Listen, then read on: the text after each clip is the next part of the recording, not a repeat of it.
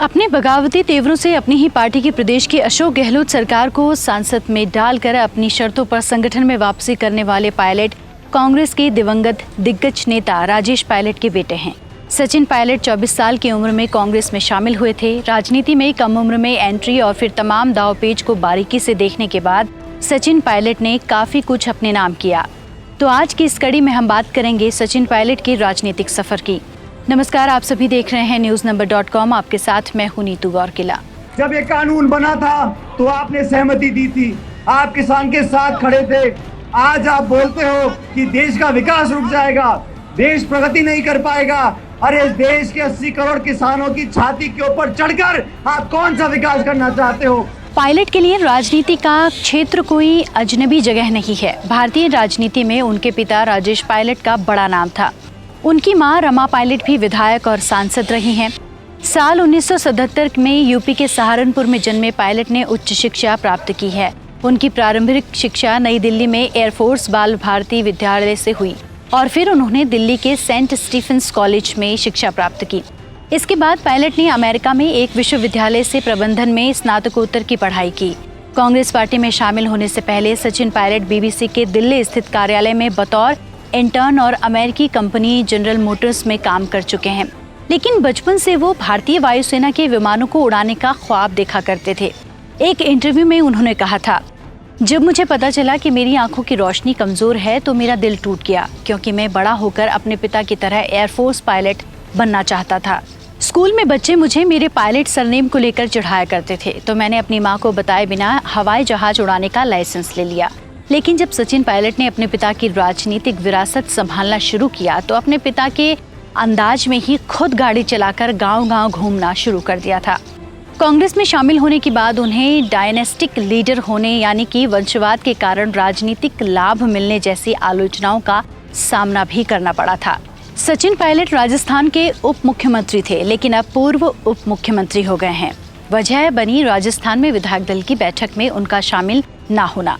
राजस्थान के मुख्यमंत्री अशोक गहलोत से उनकी नाराजगी इस कदर भारी पड़ेगी, इसका कुछ तो अंदाजा उन्हें जरूर रहा होगा, लेकिन वो अपने फैसले पर अड़े रहे। पूर्व उप मुख्यमंत्री होते ही उन्होंने एक लाइन के ट्वीट में अपनी बात जनता के सामने रखी, सत्य परेशान हो सकता है, पराजित नहीं। इसके साथ ही उन्होंने ट्विटर के अपने बयानों से कांग्रेस शब्द को हटा लिया। 2003 में कांग्रेस का दामन थामने के साथ ही अगले ही साल सचिन सांसद बन गए। उस वक्त उनकी उम्र केवल 26 साल थी। छोटी उम्र में उन्होंने कई मुकाम हासिल किए, जिसके लिए कुछ नेताओं को सालों तक इंतजार करना पड़ता है। सचिन 32 साल की उम्र में केंद्रीय मंत्री बन गए और 36 साल की उम्र में राजस्थान प्रदेश कांग्रेस कमेटी के अध्यक्ष। इस बार के विधानसभा चुनाव में सफलता के बाद उन्हें प्रदेश में उप मुख्यमंत्री का पद दिया गया था। बचपन से ही घर में मिले राजनीतिक माहौल के कारण सचिन के लिए राजनीति कोई नई चीज नहीं थी। वो इसकी रग रग और रूप रंग से अच्छी तरह से वाकिफ थे। लिहाजा उन्होंने अपने शुरुआती दौर में राजनीतिक की शानदार पारी खेलनी शुरू कर दी। छोटी सी उम्र में सांसद का चुनाव जीतकर वो केंद्र सरकार में मंत्री बने। बेहद कम उम्र में सांसद बनने वाले पायलट ने अपनी राजनीति का जलवा ऐसा दिखाया कि कब वो कांग्रेस के लिए अहम नेता बन गए पता ही नहीं चला। राहुल गांधी की यूथ ब्रिगेड का ये तेज तर्रार नेता देखते ही देखते राजस्थान की कांग्रेस की राजनीति में छा गया। कुछ ही साल में सचिन पायलट दशकों से प्रदेश कांग्रेस में अपनी धाक जमा कर रखने वाले अशोक गहलोत के बाद दूसरे सबसे अहम नेता बन गए और उनसे पहले के वरिष्ठ नेता देखते रह गए। लेकिन यहीं से पार्टी में वर्चस्व की लड़ाई को लेकर उनकी राजस्थान कांग्रेस की सबसे अहम कड़ी और दिग्गज नेता अशोक गहलोत से दूरियां बढ़ती चली गईं। लगभग 6 साल से ज्यादा समय तक पीसीसी चीफ रहते हुए पायलट ने पूर्व में गर्त में जा चुकी पार्टी को अपने यूथ टीम के साथ खींचा और उसे फिर मुकाबले में लाए। इस दौरान गहलोत और पायलट के बीच खाई भी और गहरी होती चली गई।